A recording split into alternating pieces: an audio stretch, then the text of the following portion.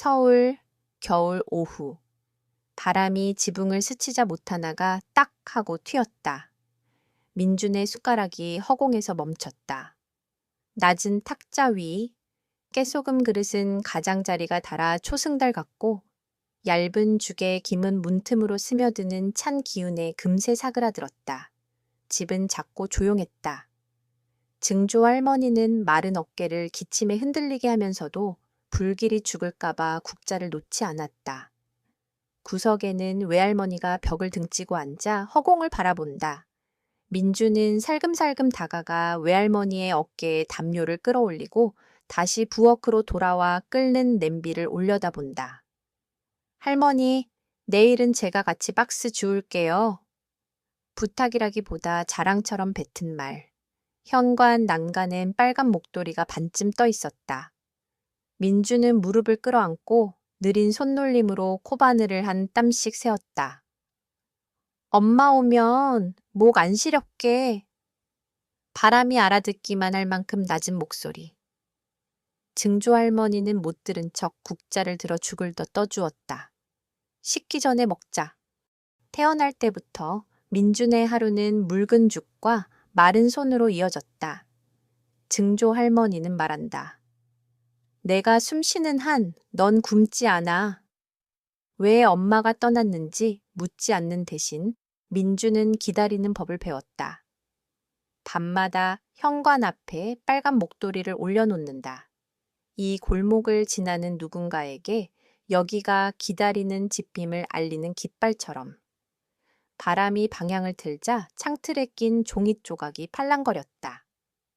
발엔 녹색 로고 반쪽과 흐릿한 글자 몇 개. 민주는 그것을 빼내펴서 보물처럼 매만지더니 잃어버린 코트 단추와 함께 나무 상자에 넣었다. 외할머니가 힐끗 보고 중얼거렸다. 낡은 종이야. 아이는 고개만 끄덕였다. 식사 시간. 낮은 상에 둘러앉자 숟가락이 그릇과 스치는 소리가 챙 하고 얇게 울렸다. 민주는 걸쭉한 쪽을 증조 할머니 앞으로 밀고 자기 그릇을 물 쪽으로 당겼다. 할머니 먼저요. 뜨거울 때. 할머니는 타이르는 척하면서도 그릇을 살짝 바꿔치기 했다. 애가 먹어야 크지. 해가 꺼지자 민주는 목도리를 제자리로 갖다 놓았다. 골목은 북쪽으로 길게 뻗어 있었고 가로등 불빛은 얼어붙은 노면 위에서 희미하게 번졌다. 지나가는 그림자마다 아이는 고개를 기울였다. 엄마일까? 그림자가 바람 속으로 흩어지면 못이 우는 소리만 아주 얇게 남았다. 밤. 집 안에서는 외할머니의 알아들을 수 없는 중얼거림이 이어지고 현관 앞 빨간 목도리는 불붙지 못한 숯덩이처럼 고요했다. 민주는 미다디를 닫고 해진 요 위에 올라가 증조 할머니의 등을 귀에 붙였다. 끊어졌다 이어지는 숨소리가 작은 파도 같았다. 할머니, 내일은 국 끓일 수 있어요? 내일 누가 고물 사가면? 쟤처럼 가벼운 대답. 잠들기 전 민주는 두 손을 모았다. 엄마, 이 골목 지나면 빨간 목도리 보여요. 그럼 문 두드려 주세요. 영희보다 짧은 속삭임. 그러나 그 한마디면 집안의 찬기가 조금 옅어지고 6살 아이는 다음 날도 현관에 목도리를 올려둘 이유를 얻는다. 기저귀 길을 잃지 않도록 작은 등불 하나 밝혀두는 마음으로 서울 북쪽 변두리에는 사람들이 찬바람 마을 너구이라 부르는 가난한 동네가 있다. 낮은 집들이 다닥다닥 붙어 있고 벽지는 갈라져 군데군데 떨어져 나갔다. 비가 오면 길은 곧 진흙탕이 되고 겨울이면 얼음판이 된다. 이곳 주민들은 막노동이나 청소, 노점으로 하루하루를 버틴다. 일거리가 있으면 밥을 먹고 없으면 소금에 밥을 비벼 먹는다. 그 속에서 민준의 집은 더없이 작고 초라했지만 안에는 서로 다른 상처를 가진 세 사람이 있었다. 첫째는 증조 할머니. 83을 훌쩍 넘긴 나이에 허리는 물음표처럼 굽었고 걸음걸이는 늘 위태롭다. 평생 품을 팔며 살았지만 지금은 신장병으로 밤마다 통증에 시달린다. 이불 끝을 움켜쥐고 이를 악물지만 손자가 잠에서 깰까봐 곧바로 미소를 지으며 등을 토닥인다. 괜찮아, 자라. 하지만 그 말은 사실 자기 자신을 달래는 주문이었다. 둘째는 외할머니. 40을 간 넘긴 여인은 딸이 떠난 뒤 정신이 흔들렸다. 종일 요람을 멍하니 바라보거나 갑자기 웃다 울다를 반복한다. 이웃들은 안쓰럽게 여기지만 곱지 않은 시선도 있었다. 그러나 그녀는 여전히 어머니를 모시고 손자를 지키며 살아간다. 마음은 부서졌지만 민준을 향한 불신은 꺼지지 않았다. 그리고 중심에 선 사람 민준. 겨우 6살이지만 뺨은 움푹 들어가 있고 피부는 푸석하다. 또래 아이들이 장난감이나 과자를 꿈꿀 때 민준의 기억은 소금에 찍어 먹는 채소와 묽은 죽뿐이었다. 가끔 증조할머니가 싼 연어 머리를 사와 국을 끓여주면 그것이 민준에겐 최고의 잔치였다. 오늘은 연어예요. 아이의 목소리는 천진했지만 어른들의 눈시울은 뜨거워졌다. 민준은 또래보다 훨씬 효심이 깊었다. 늘 증조할머니의 손을 꼭 잡고 말했다. 할머니, 오래오래 저랑 같이 계셔주세요. 보통 아이들의 농담 같은 말이었지만 민준에게는 간절한 진심이었다. 할머니마저 떠날까 두려웠기 때문이다. 집안에는 여전히 어머니의 그림자가 드리워져 있었다. 5달 된 아기를 두고 떠난 젊은 여인.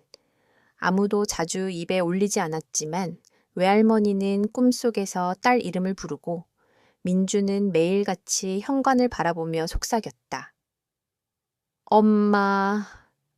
구석에 놓인 나무 상자 안에는 민준의 작은 보물들이 있었다. 낡은 단추 하나, 흐릿한 급여 명세서, 그리고 반쪽짜리 오래된 사진. 그는 묻지 않았다. 다만 사진 위에 손을 얹고 사라진 온기를 붙잡으려 했다. 사람들은 그 집 앞을 무심히 지나쳤지만 안에는 작은 영혼 하나가 매일같이 기다리고 있었다. 현관에는 반쯤 완성된 빨간 목도리가 놓여 있었고 민주는 그것을 기적을 부르는 신호처럼 다루었다. 그의 소원은 단 하나, 엄마를 다시 만나는 것. 이것은 단순히 한 가족의 이야기가 아니었다. 가난 속에서도 손자를 키우는 노인들, 어떤 이유로든 아이를 떠난 어머니들, 사랑을 갈망하는 수많은 아이들의 사회적 자화상이었다. 그리고 모든 것은 찬바람 마을의 작은 집에서 시작되었다. 이곳의 겨울은 세상 어디보다 길고 차가워 보였다. 아마도 그 가을 아침에 어머니가 집을 나서지 않았다면 민준의 삶은 이렇게 비극적이지 않았을지도 모른다. 골목 밖 단풍잎이 젖어 지붕에 내려앉았다. 집 안, 5달 된 아기가 외할머니 품에 안겨 울고 있었다. 20살 간 넘은 젊은 어머니는 낡은 옷가지를 몇 벌 챙겨 보자기에 넣었다. 그녀는 요람 앞에 서서 아이의 뺨에 손가락을 살짝 데려다 이내 움찔하며 거두었다. 흔적을 남기지 않으려는 듯 낡은 나무 문이 삐걱 열렸다. 작별 인사도 쪽지도 없었다. 남겨진 것은 아기의 절규뿐이었다. 증조 할머니의 손은 덜덜 떨려 그릇을 바닥에 떨어뜨렸고 외할머니는 허둥지둥 골목으로 달려나갔지만 이미 딸의 뒷모습은 안개 속으로 사라지고 있었다. 그날 집은 암흑에 잠겼다. 증조 할머니는 냉바닥에 주저앉아 아이를 끌어안고 중얼거렸다. 살아야 해. 이 아이 키워야 해. 하지만 흐린 눈동자는 이미 눈물로 가득했다. 외할머니는 충격에 휩싸여 몇 시간을 멍하니 앉아 딸 이름만 불렀다. 마을에는 금세 소문이 퍼졌다. 가난이 너무 심해 못 버틴 거야. 아니야. 사랑 따라간 거래. 이유가 무엇이든 그녀가 남긴 빈자리는 3세대를 송두리째 흔들어 놓았다. 그 뒤로 밤마다 아기는 젖을 찾아 울었고 증조 할머니는 남은 쌀을 푼 묽은 죽으로 입을 막았다. 외할머니는 정신이 오락가락하며 때로는 짜증을, 때로는 오열을 터뜨렸다. 좁은 집은 울음과 한숨으로 가득했다. 구석에 나무 상자가 열렸다. 증조 할머니는 딸의 낡은 코트에서 떨어진 단추 하나와 공장 급여 명세서를 넣으며 중얼거렸다. 남은 게 이것뿐이구나. 민주는 아직 알지 못했지만 작은 손으로 그 상자를 어루만졌다. 시간은 흘렀다. 민주는 눈물을 참는 법을 먼저 배웠다. 또래의 아이들이 엄마 품에 웃을 때 그는 현관에 앉아 어머니가 사라진 길을 바라보았다. 그리고 매일같이 반쯤 완성된 빨간 목도리를 현관 앞에 두었다. 엄마, 저 여기 있어요. 사람들은 말한다. 첫 번째 비극이 한 사람의 인생을 만든다고. 민준에게 그 비극은 너무 이른 나이에 찾아왔다. 그러나 동시에 한 가지 갈망을 심어주었다. 세상에서 가장 단순하면서도 가장 간절한 소원. 다시 한번 엄마 품에 안기고 싶다는 바람이었다. 비극 이후 작은 집의 삶은 끝없는 어둠 속으로 들어갔다. 더 이상 엄마의 자장가도 따뜻한 미소도 없었다. 대신 문틈으로 파고드는 바람, 증조 할머니의 기침, 외할머니의 중얼거림만이 남았다. 새벽마다 증조 할머니는 허리를 굽히고 부엌으로 갔다. 장작불에 비친 그림자는 마치 바람에 흔들리는 촛불 같았다. 낡은 주머니에서 남은 쌀알을 세어 묽은 죽을 쑤었다. 민주는 해진 돗자리 위에서 냄비를 바라보며 손을 비비고 기다렸다. 아침 식사는 늘 죽과 소금뿐. 가끔 시든 채소로 국을 끓이기도 했고 운이 좋으면 싼 연어 머리 하나를 사왔다. 민주는 그것을 최고의 잔치라 부르며 오늘 연어예요 하고 웃었다. 그 소리에 어른들은 웃음 뒤로 눈물을 감췄다. 화장실은 이미 무너져 마당 한쪽에 삐뚤게 서 있었다. 비가 오면 잠기고 바람이 불면 삐걱거렸다. 겨울밤 민주는 이를 악물고 증조 할머니 손을 꼭 잡았다. 저 괜찮아요. 무섭지 않아요. 그렇게 어린 나이에 이미 누군가를 위로하는 법을 배웠다. 외할머니는 점점 깊은 어둠 속으로 들어갔다. 요람만 바라보다가 딸 이름을 부르며 오열하기도 했다. 민주는 증조 할머니를 껴안고 속삭였다. 외할머니 또 울어요. 6살 아이에겐 너무 무거운 짐이었다. 그러나 그는 집안의 작은 어른이 되어 있었다. 어느 날 민주는 이웃집 낡은 휴대폰을 빌려 가시 없는 생선죽 끓이는 법을 검색했다. 저녁에 그는 녹슨 집게로 가시를 하나하나 발라내고 손등에 김을 불어본 뒤 할머니 먼저요 하며 그릇을 내밀었다. 증조 할머니의 눈물이 죽 위에 떨어졌다. 구석의 나무 상자는 보물이 더해졌다. 해진 천 조각, 닳아버린 연필. 그 옆에는 여전히 단추, 급여 명세서, 반쪽 사진이 있었다. 민주는 사진을 만지며 속삭였다. 엄마, 아직 기다리고 있어요. 현관 앞 빨간 목도리는 점점 길어져 희망의 끈처럼 늘어났다. 어느 날 이웃이 물었다. 민준아, 너는 커서 뭐가 되고 싶니? 저는 요리사가 되고 싶어요. 증조 할머니께 맛있는 밥 해드리고 싶어요. 그 소박한 대답은 어른들의 가슴을 울렸다. 민준에게 행복은 단지 따뜻한 한 끼였다. 겨울, 눈은 마당을 덮고 민준은 해진 속옷을 입은 채 현관에 앉아 길을 바라봤다. 지나가는 그림자마다 가슴이 철렁였다. 엄마일까? 그러나 곧 그림자는 사라지고 남은 건 적막뿐이었다. 이 여정은 단순한 가난의 이야기가 아니었다. 너무 일찍 상실과 희생을 배운 한 아이의 이야기였다. 그러나 바로 그 어둠 속에서 민준의 눈빛은 더 밝게 빛났다. 언젠가 엄마가 돌아와 빨간 목도리를 보고 문을 두드리리라는 믿음이었다. 끝없는 어둠만 이어질 것 같던 어느 날 작은 빛이 스며들었다. 한겨울 자선 방송팀이 찬바람 마을을 찾았다. 그들은 가장 어려운 가정을 촬영하려 했고 낡은 지붕 아래 현관에 걸린 빨간 목도리가 눈에 들어왔다. 카메라와 조명이 켜지자 민주는 증조할머니 뒤에 숨으며 두 손으로 옷자락을 꼭 쥐었다. 기자가 다정히 물었다. 민준아, 네가 가장 원하는 건 뭐니? 잠시 머뭇거리던 민주는 고개를 숙이고 말했다. 엄마가 저랑 외할머니랑 증조할머니랑 같이 살았으면 좋겠어요. 장난감도 새 옷도 달콤한 간식도 아니었다. 6살 소년의 소원은 오직 하나, 엄마였다. 촬영장은 순간 고요해졌다. 촬영 스태프는 카메라를 내려놓고 눈시울을 훔쳤다. 증조 할머니는 손자의 손을 더 세게 잡았다. 그 장면은 방송을 통해 전국으로 퍼져나갔다. 서울의 고층 빌딩에서 부산의 한국까지 수많은 사람들이 화면 앞에서 눈시울을 붉혔다. 아이에게 필요한 건 엄마의 사랑뿐. 그 한마디는 사회 전체를 울렸다. 사람들은 그를 희망의 아이츠라 불렀다. 자선팀은 단순히 방송만 내보내지 않았다. 곧바로 움직였다. 무너진 지붕을 고쳐주고 새 화장실을 지어주었다. 낡은 나무상 위에는 처음 보는 풍성한 음식들이 차려졌다. 생선, 고기, 따뜻한 국.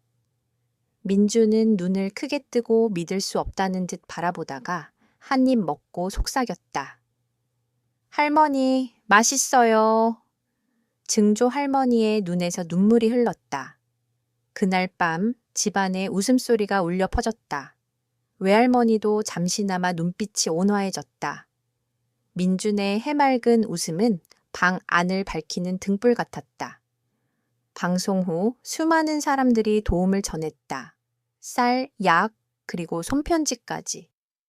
증조 할머니는 선물을 꼭 쥐고 중얼거렸다. 세상엔 아직도 좋은 사람들이 있구나. 구석의 나무 상자에는 새로운 보물이 더해졌다. 낯선 이의 편지 한 장. 너는 혼자가 아니야. 우리가 함께 있어. 민주는 그것을 사진과 단추, 명세서 옆에 소중히 두었다. 그날 밤 현관 앞에 목도리를 곱게 놓으며 민주는 속삭였다. 엄마, 보고 싶어요. 그러나 이번엔 달랐다. 그 눈빛 속엔 확신이 담겨 있었다. 이제는 자신이 혼자가 아님을 알았기 때문이다. 아주 작은 빛일지라도 어둠을 몰아내기엔 충분했다. 6살 소년에게 그 빛은 살아갈 이유였고 엄마를 기다릴 힘이 되었다. 희망의 빛이 막 비치려던 그때 운명은 다시 민준을 시험했다. 그의 겨울은 유난히 혹독했다.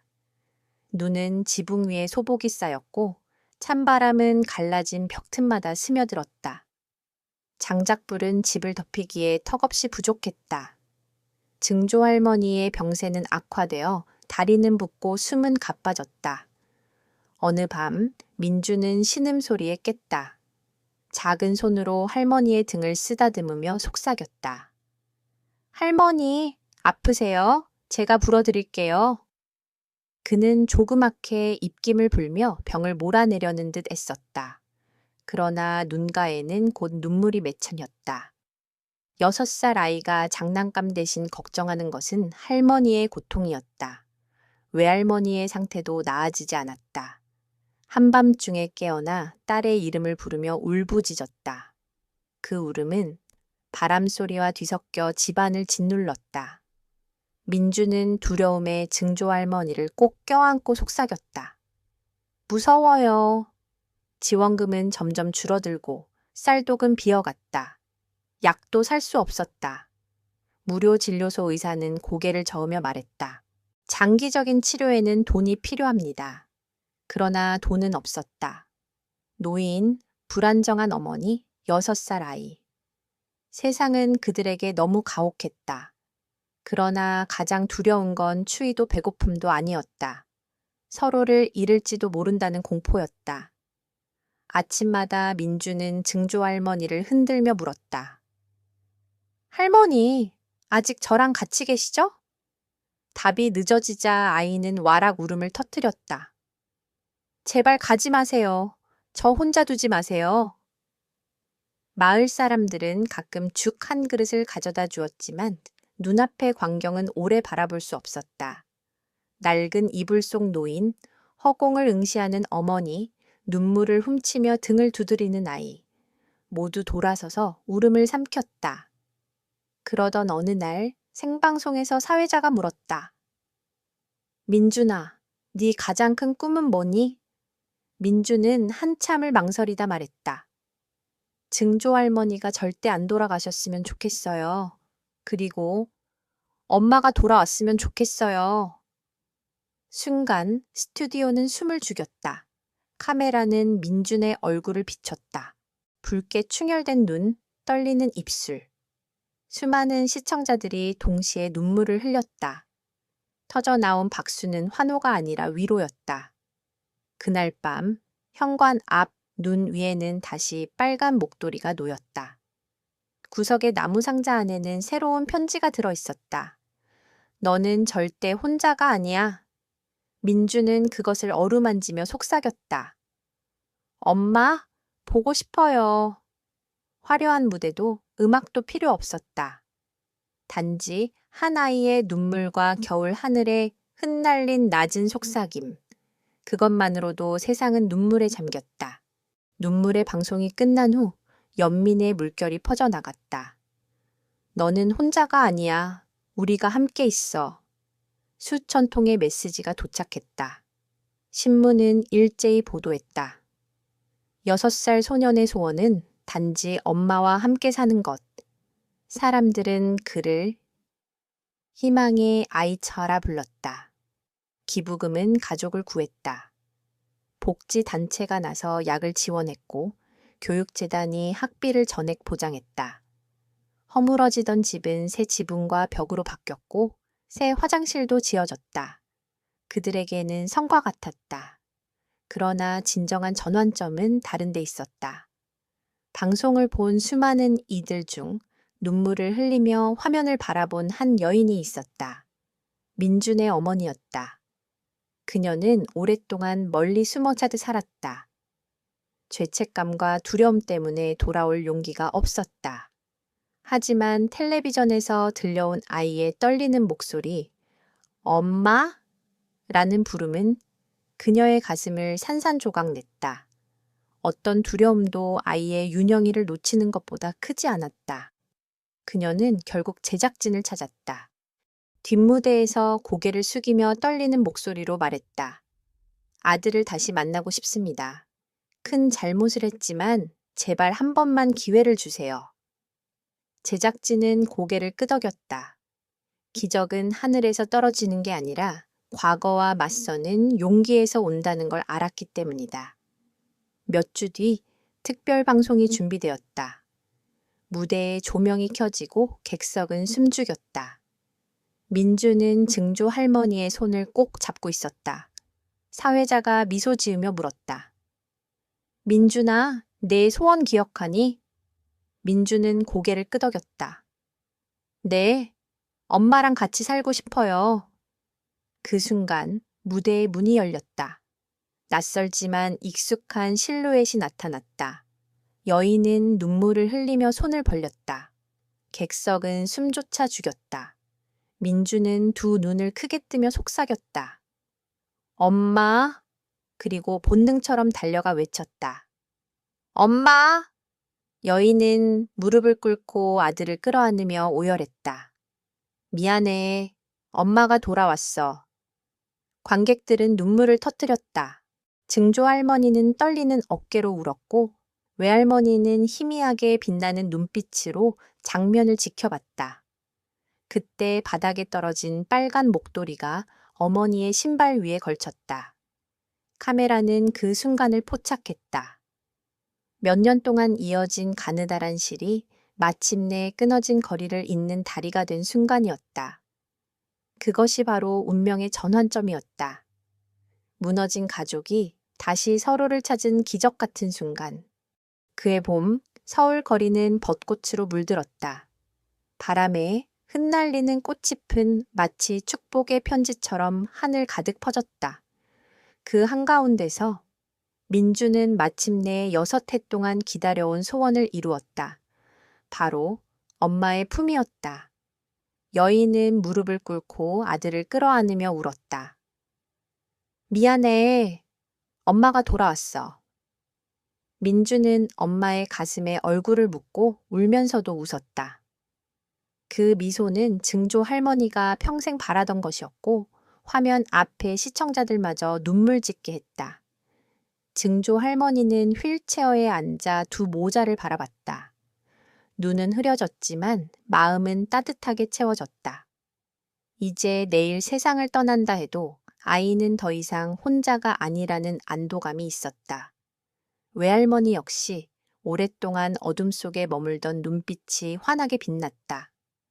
그 후 작은 집은 더 이상 바람과 눈물만 머무는 곳이 아니었다. 매 끼니마다 웃음이 있었고 아침마다 민주는 불안하게 할머니, 아직 살아계시죠? 라고 묻는 대신 해맑게 엄마, 오늘 뭐 먹어요? 라고 물었다. 방 구석의 나무 상자는 이제 리본으로 묶여 있었다. 과거의 눈물 어린 기념품들 위에 민주는 새로 짠 빨간 목도리 조각을 올려두었다. 낡은 실에 새 실이 이어져 이제는 엄마와 함께 두른 긴 목도리가 되었다. 긴 여정은 눈물로 시작했지만 결국 따뜻한 미소로 끝났다. 민준의 이야기는 단순한 가족의 사연이 아니라 믿음과 기다림, 그리고 사랑이 기적을 만들어낸 증거였다.